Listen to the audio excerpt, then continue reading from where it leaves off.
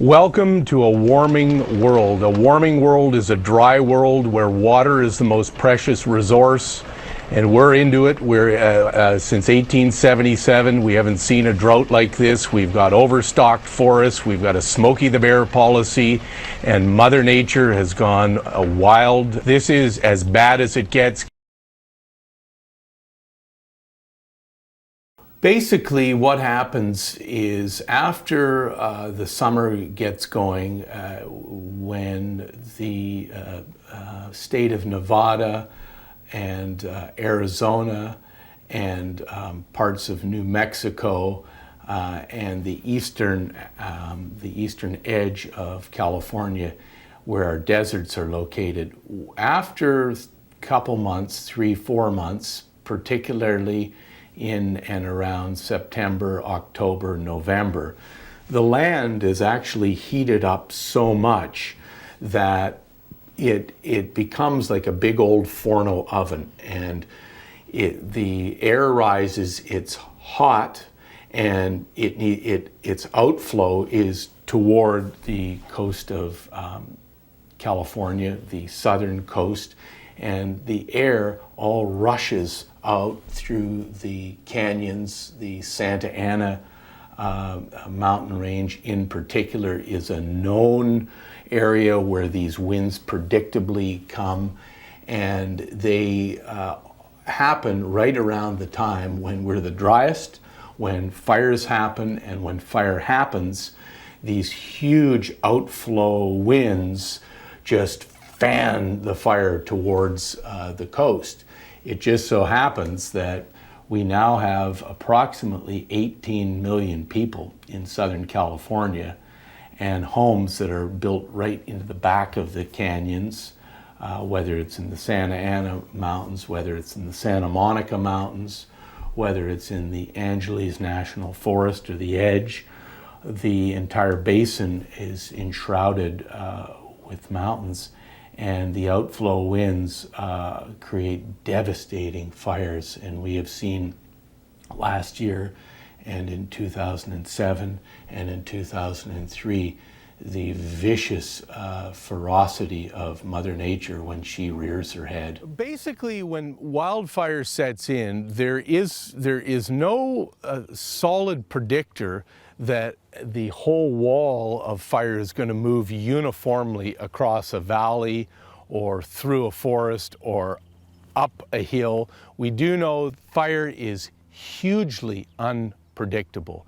And when fire gets to a certain size, it actually begins to create its own microclimate, and the embers, the little tiny firebrand embers, they go up in the atmosphere, and they can move 10-12 miles in front of these wildfires and the firebrands. They come down to the ground, they will set it alight, and it's really very unpredictable, and it's very, very frightening. And it gives a lot of credence as to why when the Forest Service and when the local fire department, California Fire Department, say you must leave, you must leave. When a fire really gets going, it can move at a furious clip and go from where we're standing to the other side of the valley very quickly. Like a couple hours, this whole thing could be scorched. We have spent over the last 3 years over $1 billion of California taxpayer money fighting fires.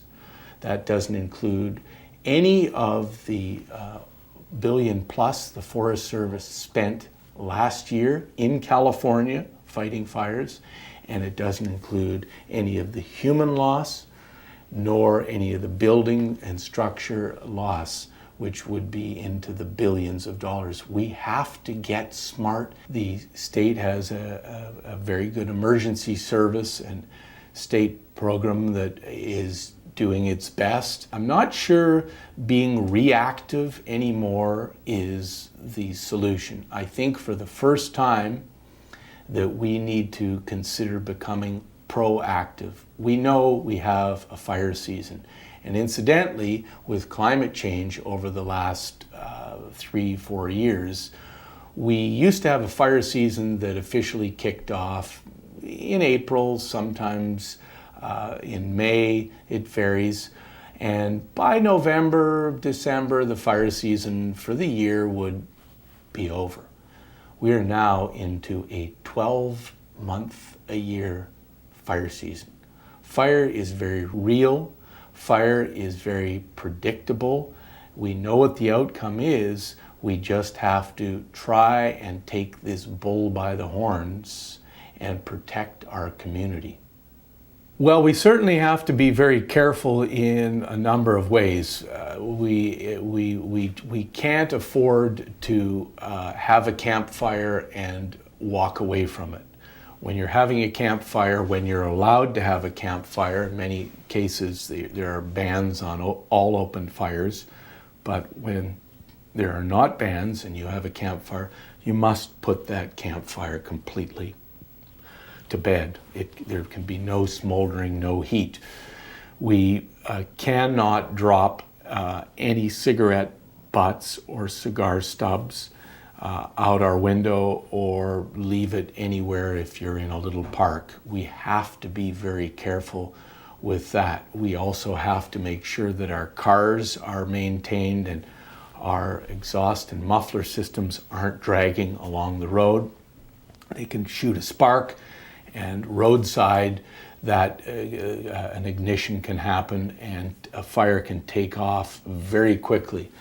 I suggest not cutting your lawn between 10:30 a.m. and 4 p.m., the higher hours of sun, mostly because if you hit a rock, there's a chance that the rock can spark, and that too can be a source of ignition. You need to be very aware of where you're keeping your gasoline cans and your lawnmowers. Please keep them as far away from the house as you possibly can. We have to be aware that change is upon us, and we have to be aware that there are certain things that we all can do and that we need to do. There's some good leadership that's coming politically from our state. Our Governor Schwarzenegger has passed a very progressive law, AB 32. By 2020, our state will have pulsed down 20% of our CO2 emissions below the 1990 levels. Looks like we're going to get some leadership from DC on these matters. And we're going to see more fires. We're going to see more fires across the West. And we need to be fire smart at our homes. And we need to understand that things are changing and will continue to change in the forests. Are you prepared? Is your household prepared? Is your community prepared? Is there a plan of action?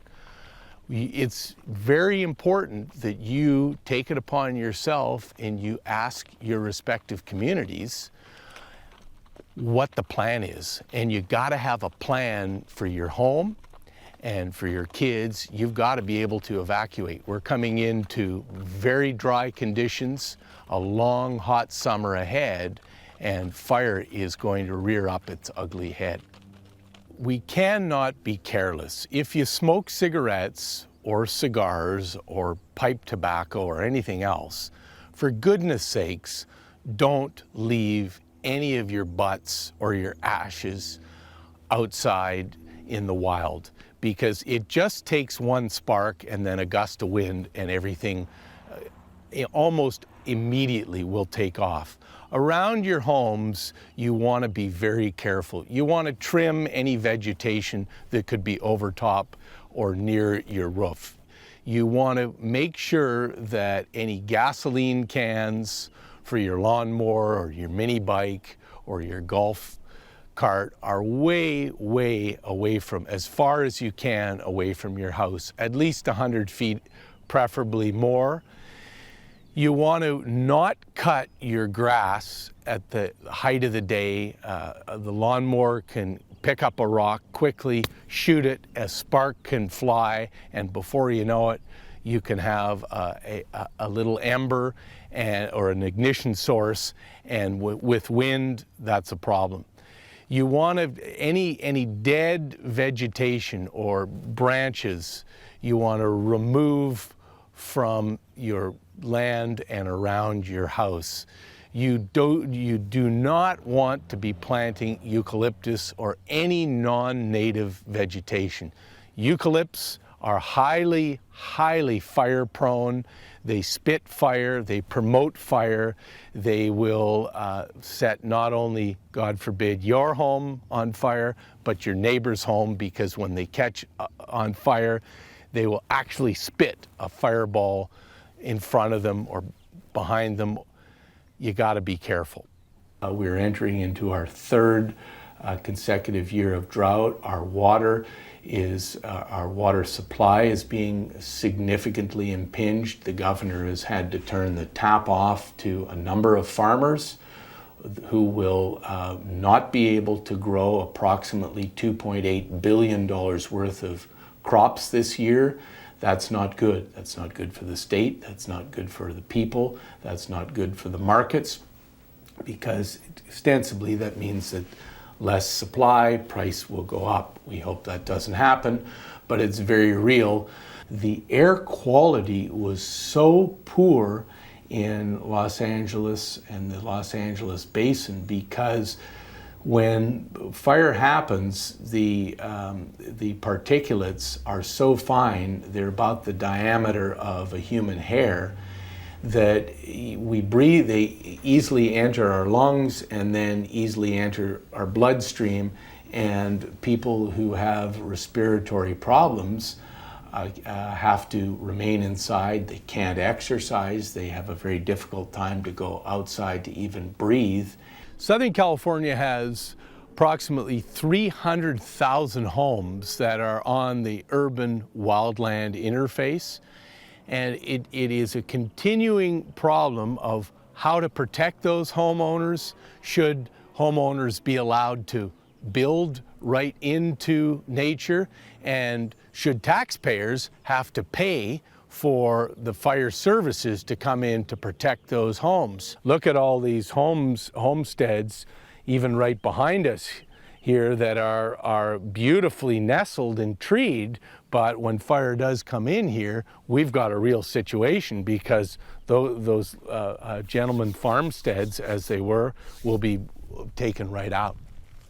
The fire and its intensity is so high that the soil particles actually repel the fall rain, and when it does rain in our fall, though, instead of going into the earth, it being absorbed into the soil, it's actually being repelled and it comes down the valley, and that's where we get these massive soil erosion problems, which then, for the community and homes at the bottom of the valley, they can be flooded. And of course, that's the other problem. When fire does get in, if it takes out the power lines, that's a real problem, because not only do we lose power, but those are live lines, and that can actually start more fire. These are telltales of what's ahead in terms of the climate is changing. That's a fact.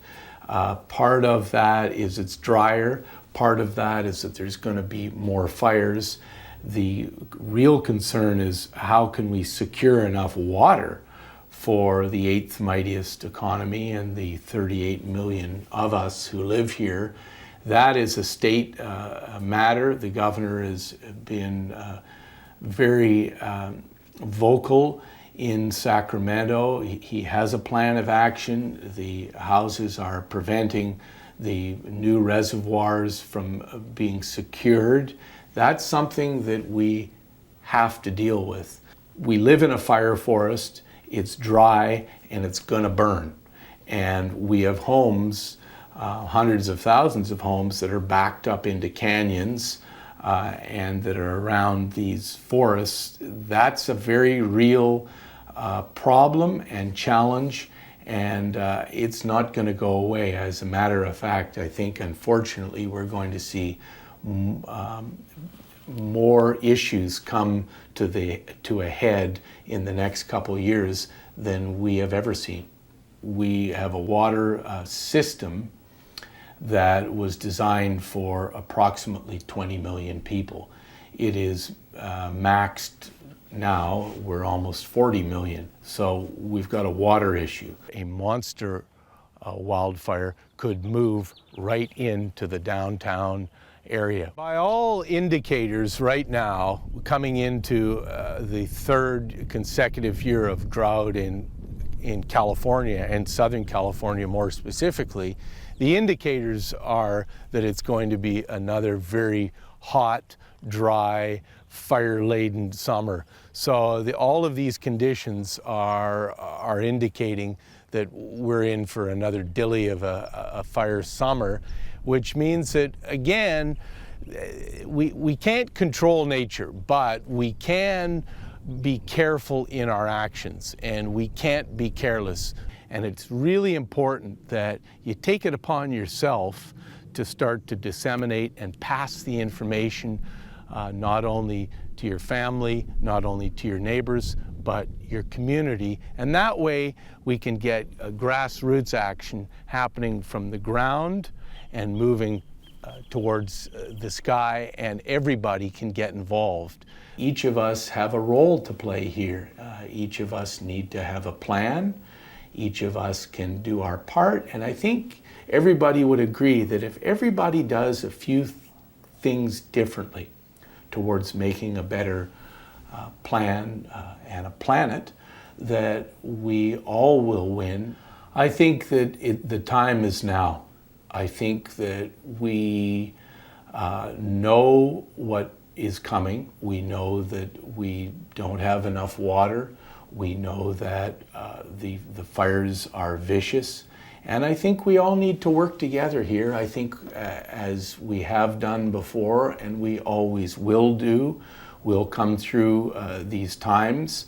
But I think that people need to be asking how they can help, what they can be doing, and the state needs to assist them. There are a number of state emergency websites that will give you lists of things that you can do to prepare, and you need to speak with your children. You need to have a plan, and you need to be careful. We cannot afford to do anything that, God forbid, could turn into a wildfire, because nobody wants that on their conscience, and nobody wants to lose their home.